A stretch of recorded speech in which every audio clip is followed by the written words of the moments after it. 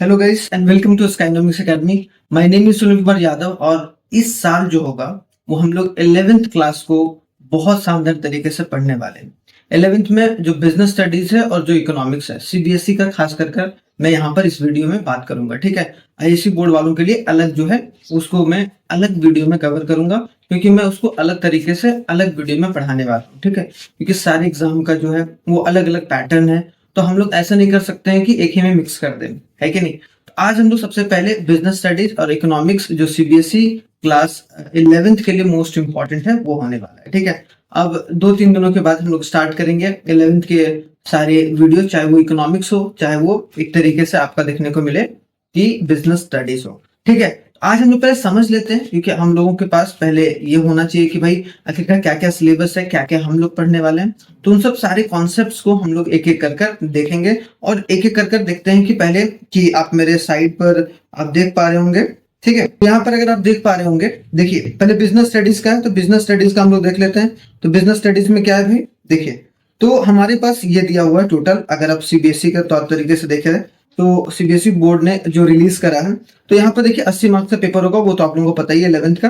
ठीक है, तो यहाँ पर ऐसा नहीं होगा कि सिर्फ हम फुल ईयरली के बारे में सोचेंगे, हम लोग यहाँ पर थोड़ा सा हाफ ईयरली के बारे में सोच कर चलेंगे कि हाफ ईयरली में कैसे कैसे जो क्वेश्चंस हैं वो पूछे जाते हैं और किन किन चीजों से जो है उसको आगे हम लोग बढ़ा सकते हैं। तो अगर यहाँ पर देखा जाए, एक पार्ट ए है और एक आपका पार्ट बी है। जो पार्ट ए में है वो फाउंडेशन ऑफ बिजनेस के बारे में बात किया गया है कि नहीं। अगर देखा जाए तो nature and purpose of business आपका 16 मार्क्स का आ रहा है। ठीक है, और साथ ही साथ फॉर्म्स ऑफ बिजनेस ऑर्गेनाइजेशन, ये दोनों मिलाकर आपको 16 मार्क्स का आएगा, जो आपका बोर्ड का पेपर होता है, जो एक तरीके से बोर्ड पैटर्न पर। वैसे स्कूल जो है थोड़ा बहुत वैरी करता है, लेकिन हम लोग इस पैटर्न पर पढ़ के चलेंगे, क्योंकि मैं मान के चलता हूँ कि लगभग स्कूल इसी पैटर्न को फॉलो करते हैं। ठीक है, अगर देखा जाए जो थर्ड चैप्टर है वो क्या है आपका, public private and global enterprises, जिसको हम लोग एक तरीके से जो मल्टीनेशनल कंपनीज होते हैं उनको हम लोग यहाँ पर जोड़कर देख सकते हैं। और बिजनेस सर्विसेज, ये आपके 14 मार्क्स के पूछे जाएंगे। ठीक है, इमर्जिंग मोड ऑफ बिजनेस, जो कि एक तरीके से आपको देखने को मिलेगा कि 10 मार्क्स का, और उसके साथ साथ जो सोशल रिस्पॉन्सिबिलिटी है। तो ठीक है, तो ये टोटल आपका 40 मार्क्स का जो होगा वो क्वेश्चन आ सकते हैं फाउंडेशन ऑफ बिजनेस, कि एक बिजनेस का फाउंडेशन कैसा होता है। तभी आप 11th में अगर सही तरीके से पढ़ेंगे तो उसी तरीके से फिर हम लोग 12th में उसको कॉप अप करके चलेंगे। और एक बात मैं बता देना चाहता हूँ कि टेलीग्राम जरूर ज्वाइन कर लीजिएगा शुरुआत में ही। आप लोगों को यहाँ से बेहतर नोट्स कहीं नहीं मिलेगा, शानदार पीपीटी के साथ और एक तरीके से जिस जज्बे के साथ मैं पढ़ाने वाला हूँ। इस पूरे साल आप लोगों के लिए फ्री ऑफ कॉस्ट रहेगा, कोई कॉस्ट नहीं है भाई, कोई कोर्स वगैरह का कोई फंडा नहीं है कि नहीं। तो ये हमारे एक तरीके से जो है मैं अपना समय निकाल कर आप लोगों को दे रहा हूँ। तो आप लोग जरूर, अगर आप लोगों ने सब्सक्राइब नहीं करा तो सब्सक्राइब जरूर कर लीजिएगा। पार्ट बी जो है वो फाइनेंस एंड ट्रेड के बारे में है, कि फाइनेंस और ट्रेड जो है वो चीजें किस तरीके से चलती हैं। मतलब कि ट्रेड को जो फाइनेंस किया जाता है, पैसा जो दिया जाता है, क्योंकि बिजनेस जो है वो बिना पैसे का रन तो कर ही नहीं सकता है। लेकिन the source of business finance और जो स्मॉल बिजनेस फाइनेंस वो 20 मार्क्स के आ रहे हैं, और इंटरनल ट्रेड और इंटरनेशनल बिजनेस वो आपको 20 मार्क्स के देखने को मिलेंगे। मतलब टोटल आपके 40 मार्क्स। तो 40 मार्क्स फाइनेंस एंड ट्रेड, और जो 40 मार्क्स है वो आपका फाउंडेशन ऑफ बिजनेस है। तो आई होप सो आपको ये थोड़ा सा कॉन्सेप्ट समझ में आ गया होगा, क्या क्या है क्या क्या नहीं है। ठीक है, अगर आगे देखा जाए थोड़ा सा, तो क्या देखने को मिलता है भाई, ये देखिए। ठीक है, आगे अगर देखा जाए तो हमारा पहला फाउंडेशन ऑफ बिजनेस में देखिए आपका अगर पूरा सिलेबस देखा जाए तो ये आपका है history of trade and commerce in India, फिर indigenous banking system, rise of intermediaries. ठीक है, transportation, trading, communities, merchant corporating क्या होता है। तो ये सब सारी चीजों को हम लोग यहाँ पर पढ़ेंगे। मतलब history of trade and commerce in India को भी हम लोग पढ़कर चलेंगे, जो कि एक इंपॉर्टेंट होने वाला है आपके एग्जाम पॉइंट ऑफ व्यू से। आगे अगर देखा जाए तो बिजनेस मीनिंग एंड कैरेक्टरिस्टिक्स के बारे में पढ़ेंगे। उसको बिजनेस प्रोफेशन एम्प्लॉयमेंट की, business as a profession as a employment कैसे हम लोग ट्रीट करके चल सकते हैं। ठीक है, तो इन सब सारी चीजों को देखेंगे यहाँ पर। क्लियर, यहाँ तक हो गया। आगे अगर देखा जाए थोड़ा सा, तो हम लोग बिजनेस रिस्क के बारे में भी देखेंगे। क्या देखेंगे भाई, बिजनेस रिस्क के बारे में। क्लासिफिकेशन देखिए यहाँ पर, classification of business activities, industry के टाइप्स कितने होते हैं, ये आपके प्रॉपर सिलेबस है जो कि आपके सीबीएसई बोर्ड ने दे रखा है। तो इसके अलावा आपको नहीं पढ़ना है, क्योंकि इससे ज्यादा तो पूछा भी नहीं जाएगा।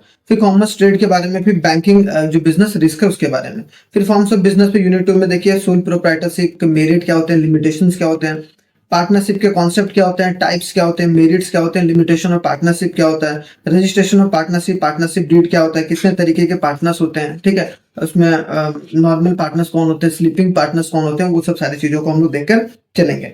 फिर हिंदू अनडिवाइडेड फैमिली बिजनेस के बारे में, फिर कोऑपरेटिव और उसके मेरिट और डिमेरिट के बारे में भी हम लोग यहाँ पर पढ़कर चलेंगे। उसके आगे अगर देखा जाए तो कंपनी के क्या कॉन्सेप्ट्स हैं, देखिए यहाँ पर कि कंपनी का मेरिट क्या है, लिमिटेशंस क्या है। कंपनी तीन तरीके के भाई, प्राइवेट, पब्लिक, वन पर्सन जो कंपनी होता है वो क्या होता है, ठीक है। फिर फॉर्मेशन ऑफ कंपनीज स्टेज क्या है, इसके डॉक्यूमेंट कौन कौन से यूज होते हैं। फिर choice of forms of business organisation, किस तरीके का चॉइस आप लोगों को देखने को मिलेगा। यूनिट 3 में देखिए public, private and global enterprises है, तो इसमें आपको देखने को मिलेगा पब्लिक प्राइवेट के कॉन्सेप्ट्स, फॉर्म्स ऑफ बिजनेस जो या पब्लिक सेक्टर इंटरप्राइजेस क्या है। फिर आपको पब्लिक प्राइवेट पार्टनरशिप पीपीपी वाला मॉडल देखेंगे हम लोग। मतलब ऐसा होगा कि आप लोगों को एक तरीके से आप आगे चलकर अगर बिजनेस भी करना चाहते हैं, सीए भी करना चाहते हैं, सीयूईटी भी करना चाहते हैं, उन सब सारे कॉन्सेप्ट को साथ में लेकर यहाँ पर चला जाएगा। उसका बिजनेस सर्विसेज में कितने टाइप्स के बैंक अकाउंट होते हैं, ठीक है, रिकरिंग अकाउंट क्या होता है, फिक्स डिपॉजिट अकाउंट क्या होता है, multiple option of deposit account क्या होता है, ये सब सारी चीजों को, बैंकिंग सर्विस क्या होता है, overdraft, cash credit, E banking, types of digital payment कितने हैं, ठीक है, इंश्योरेंस के टाइप्स कितने हैं, लाइफ इंश्योरेंस क्या होता है, हेल्थ इंश्योरेंस क्या होता है, फायर इंश्योरेंस क्या होता है, मरीन इंश्योरेंस क्या होता है, उन सब सारी चीजों को भी हम लोग यहाँ पर देखकर चलेंगे। फिर पोस्टल सर्विस के बारे में भी थोड़ा सा देखेंगे। पांचवें में देखिए इमर्जिंग मोड ऑफ बिजनेस में, देखिए यहाँ पर यूनिट 5 में अगर देखा जाए तो यूनिट 5 में क्या है, ई बिजनेस के बारे में, उसका स्कोप क्या है। उसके बाद अगर सोशल रिस्पॉन्सिबिलिटी में देखिए, ई बिजनेस में आपको कॉन्सेप्ट, स्कोप और बेनिफिट पढ़ना है, ठीक है, उससे ज्यादा आप लोगों को पढ़कर नहीं चलना।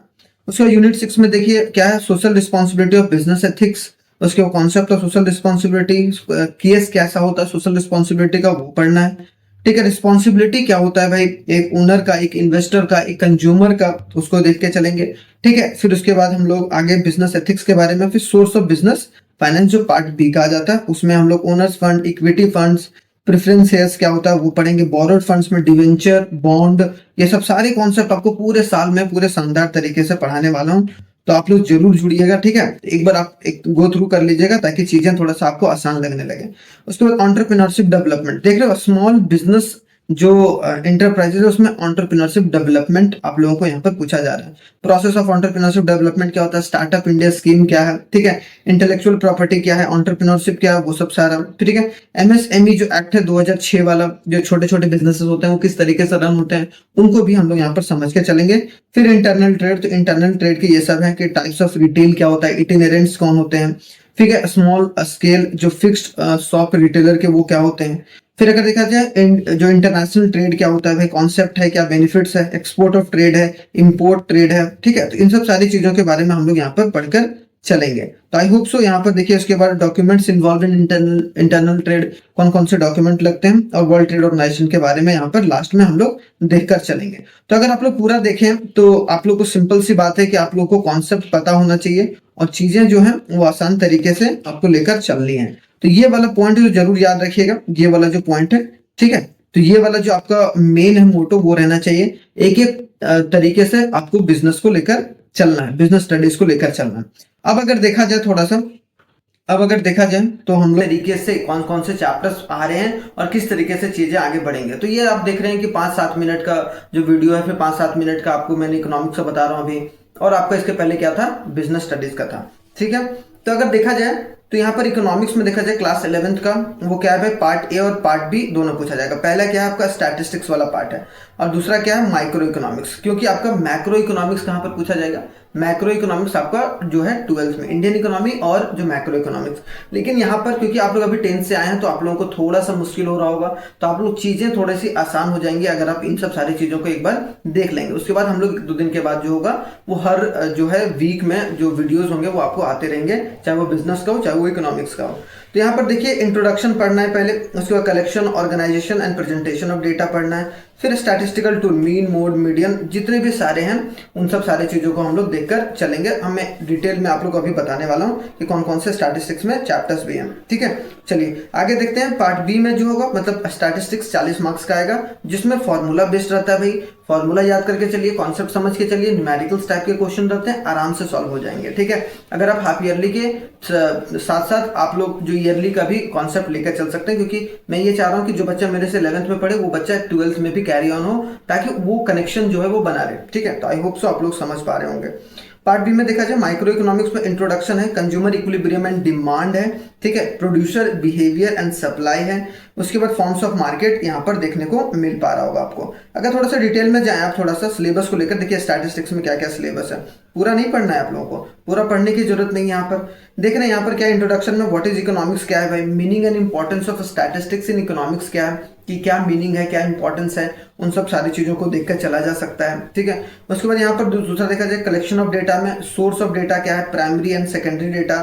तो उसके बाद नेशनल सैंपल सर्वे ऑर्गेनाइजेशन क्या होता है, NSSO क्या होता है, सेंसस कैसे निकालते हैं, जनगणना जिसको बोलते हैं हम लोग, है ना, कि हर 10 साल में सरकार के द्वारा एक सेंसस कराया जाता है जिसमें सारी पॉपुलेशन के डेटा को इकट्ठा किया जाता है। तो डेटा का जो भी हम लोग स्टडी करेंगे वो हमको यहाँ पर देखने को मिलेगा।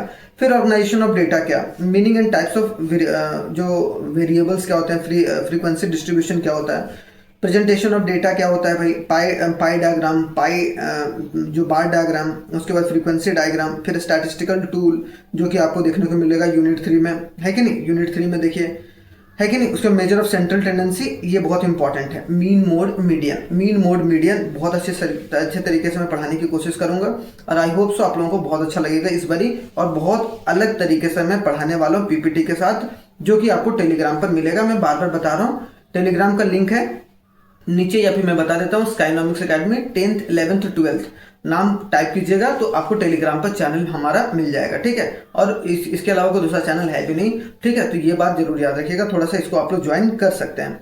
को रिलेशन के बारे में पढ़ेंगे, फिर इंडेक्स नंबर के बारे में पढ़ेंगे। तो ये सब जिसमें को रिलेशन में स्पीयर्समैन रैंक, अभी आपको लग रहा होगा ये बहुत बड़ा बड़ा नाम है, लेकिन बहुत आसान है। ठीक है, अगर आप चीजों को शुरुआत से लेकर चलोगे तो बहुत अच्छा होगा आप लोगों के लिए।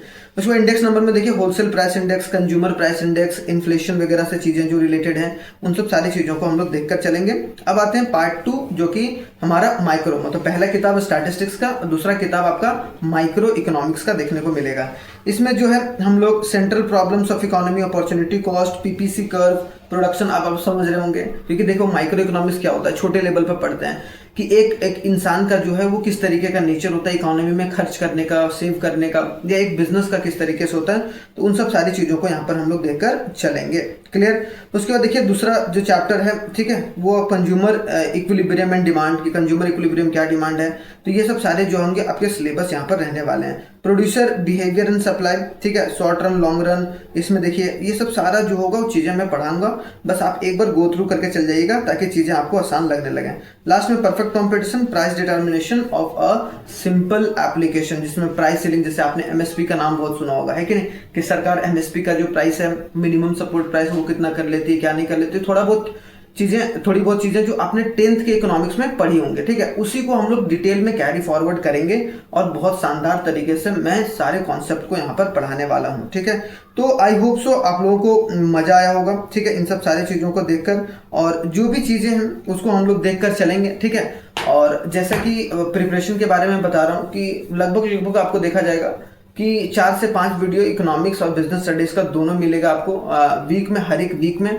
तो आप लोग अगर अभी तक आप लोगों ने सब्सक्राइब नहीं करा तो सब्सक्राइब कर लीजिए, और शानदार तरीके से इन सब जो एक मुहिम है जो मैंने चलाने की कोशिश करी कि फ्री ऑफ कॉस्ट जो होगा वो यूट्यूब पर, बहुत सारे टीचर्स रहते हैं कि जो पीपीटी नहीं देते, सिर्फ पढ़ा दिए तो वो स्क्रीनशॉट ले ली, प्रिंटेबल नहीं होता है, तो आप प्रिंट भी निकाल सकते हैं हमारी पीडीएफ का, जो कि आपको टेलीग्राम पर मिलेगा। ठीक है, और बहुत शानदार तरीके से चीजों को लेकर चला जाएगा। थैंक यू वेरी मच, और आई होप सो आप लोगों को बहुत अच्छा लगा होगा सिलेबस का जो भी मैंने एक तरीके से आपके सामने पेश करा है। ठीक है, जो भी एक डेटा या फिर जो भी बोला जाए एक प्लान मैंने सेट करा है, तो पूरे साल तक आपके फाइनल एग्जाम तक, हाफ ईयरली एग्जाम, तो वो सब सारे कॉन्सेप्ट को भी हम लोग चीजों को लेकर चलेंगे। आप कमेंट करके कमेंट बॉक्स में बता सकते हैं कि आप सर मेरे हाफ ईयरली में ये चैप्टर्स आ रहे हैं तो थोड़ा सा पहले आप इसको कवर कर दीजिए, क्योंकि कोई स्कूल होता है वो लाइन बाय लाइन नहीं चलकर वो अलग अलग चलता है। तो ठीक है, उसके हिसाब से भी हम लोग देखकर चलेंगे। ठीक है, थैंक यू वेरी मच, जय हिंद। मिलते हैं हम लोग नेक्स्ट वीडियो में बहुत शानदार तरीके से, और वो होगा पहला इकोनॉमिक्स और पहला बिजनेस स्टडीज का जो वीडियो। ठीक है, पहले चैप्टर का। ठीक है, चलिए, थैंक यू वेरी मच, जय हिंद। मिलते हैं हम लोग नेक्स्ट वीडियो में।